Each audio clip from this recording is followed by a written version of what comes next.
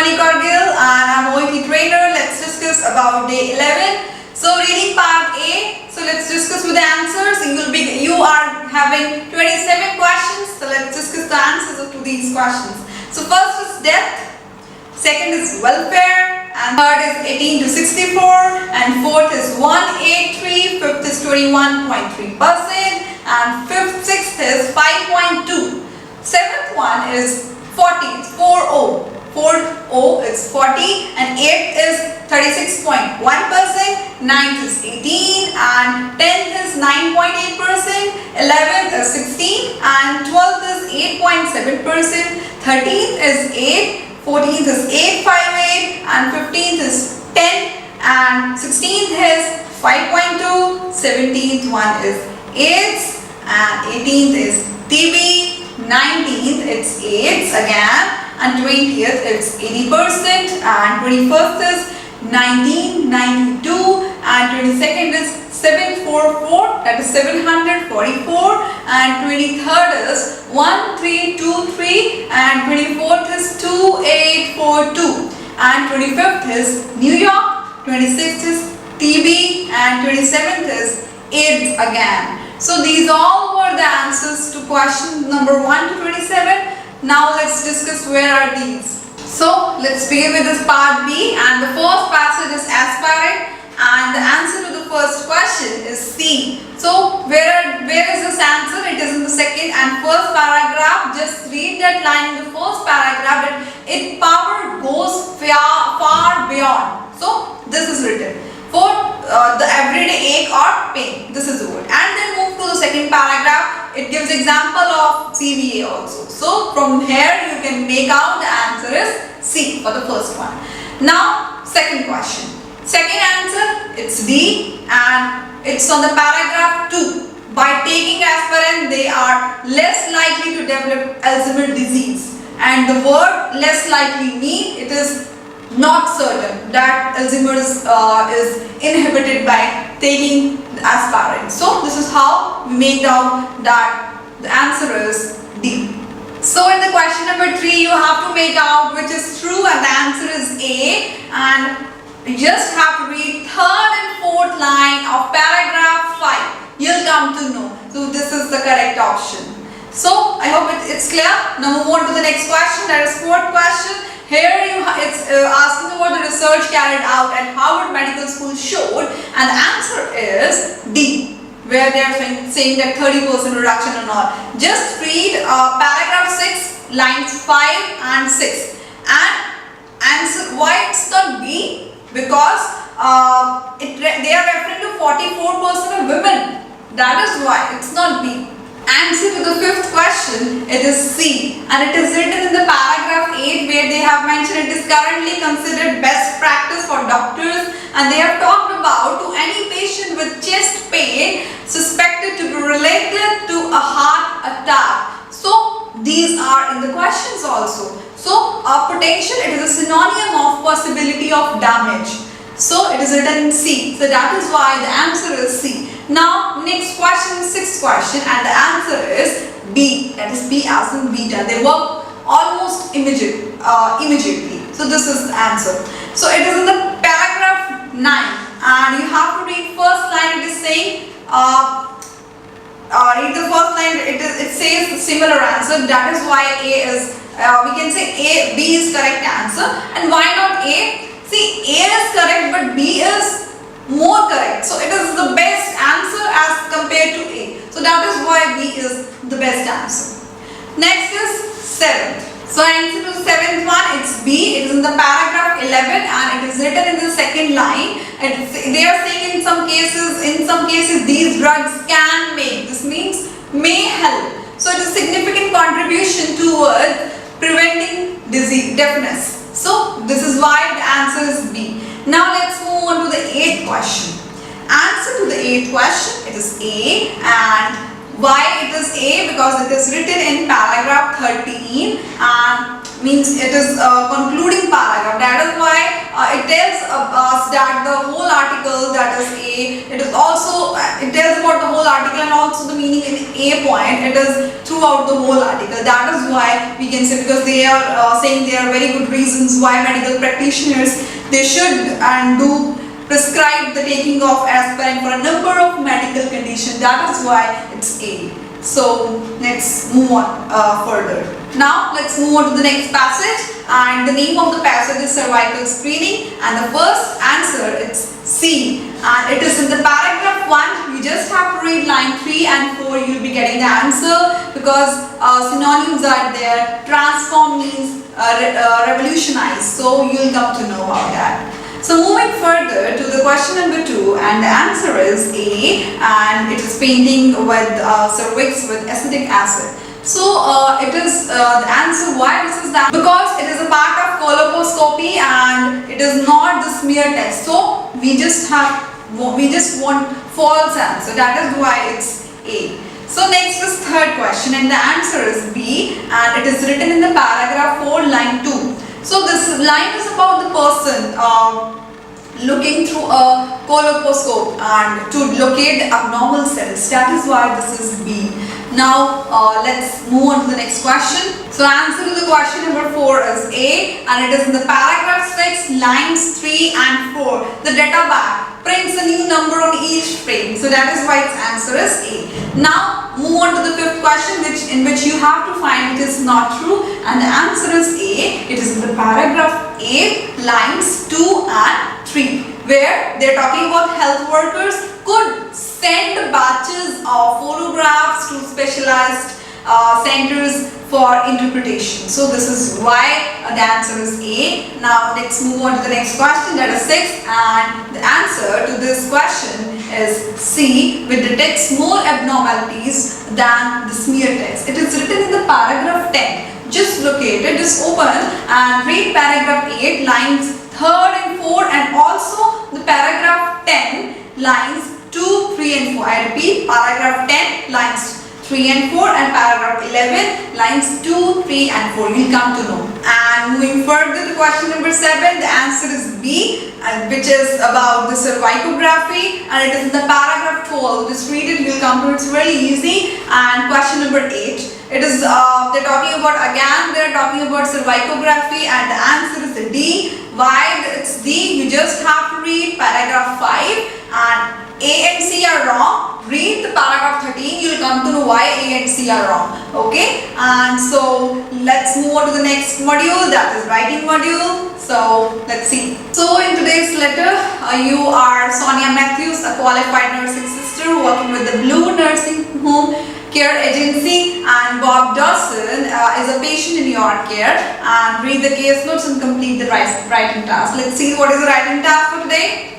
So in this you have to write a letter to Miss Marcia Davenport, West End Physiotherapy Center, and on behalf of Mrs. Elizabeth, that is the wife of Mr. Dawson, and requesting a home visit to provide advice and assistance with improving her husband's mobility. So you just have to write a referral letter on behalf of the wife of the patient. So let's read what is the case history of this patient. So let's begin with the social background of the patient. He is married, wife is Elizabeth, age 23, and lives in own home. Both receive age pensions. Bob is a World War II veteran with gold health card entitlement. And medical history says about cerebrovascular CVA 4 years ago, and rehabilitation generally was successful. He is mentally alert, slight speech impairment is there, and residual weakness left side, and walks with limp, and balance slightly impaired. So on 18th of May 2008, he had fall descending stairs. So he badly grazed left knee, and unfortunately his knee was injured, and GP has requested daily visits by Blue Nursing Home Care, where you are working, and to dress wound and assist with showering. So next day his grazed knee was redressed and no sign of infection was there, and Bob managing to get around the house also slowly with the aid of his wife, and reports that apart from usual aches and pain, he is fine. So on 23rd of May 2008, again after 2 or 3 days, his knee healing well, what you observed, and suggested use of walker or walking stick to improve his mobility. But according to Bob, it is useless. But his wife says, his wife reported to you that he is not trained to you, he is not having any kind of skill of using walking stick. So she told you to write a letter to arrange the physiotherapist, and you are writing on behalf of Elizabeth only that to assist him how to use walking stick and showering also, and exercise also, so that to increase his mobility. Like you have to write a letter to the physiotherapist. Now what you have to do is, you just have to write an introduction about the patient, that you, first of all you need to mention that you are writing on behalf of his wife. Then you have to mention about the problem, means he is having his knee is injured and he is having mobility, or you are referring for the mobility improvement. You can write this also. Then you have to mention what happened. You have to mention about the accident, what happened. He had a fall descending stairs, and then you have to mention that you are visiting the patient. Patient is being visited by you, and you are doing the dressing also and assisting in showering also. Then you have to tell in the next paragraph that he is fine, his current condition is fine, but his wife told that he is not having any kind of skill because he was advised by the doctor to use walking stick. So you are writing the letter to the physiotherapist to improve his mobility. So you can write, please arrange home visits by physiotherapist. You have to say this in the letter. So it's really easy, and in the end you have to mention the address and name. You should mention the address and name of his wife, that this is the name and phone number and this address. So please contact him. So this is all you need to mention. Let's begin with the next module. I think it's very clear. Don't exceed the word limit. It's 180 to 200 words. And now let's move on to the next module. Now let's see what is the role play for today. In today's role play, the patient is suffering from loneliness and constipation. So you are a district nurse working for local council. Today you are visiting one of your regular patients who is 62 years old, and why you are visiting to monitor his progress following a bowel operation.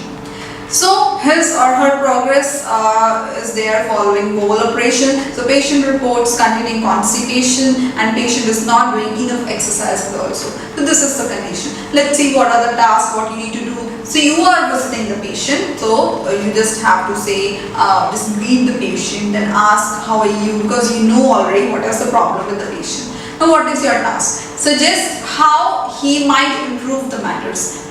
You have to say how he might improve exercise, diet, fiber-rich diet you can say, and ask about the medication and proper whether he is following the instruction or precautions or not. Then you have to remind the patient that he must stick to high fiber diet and keep taking Ulix, as well as eating plenty of stone fruit, that is peach or plum. You can just recommend that also, and suggest that he should join some activities in the local community, you know, to avoid the isolation, because the patient is feeling lonely. Like games are there, like Scribble is there, or some monoplay is also there, or he can have indoor bowls also to improve social indoor bowls also, like he can play bowling and all, just to improve the social contact. You can ask about the neighbors, you can ask about the other people living with her or other in contact with her. Then you have to offer to get a council supplied helper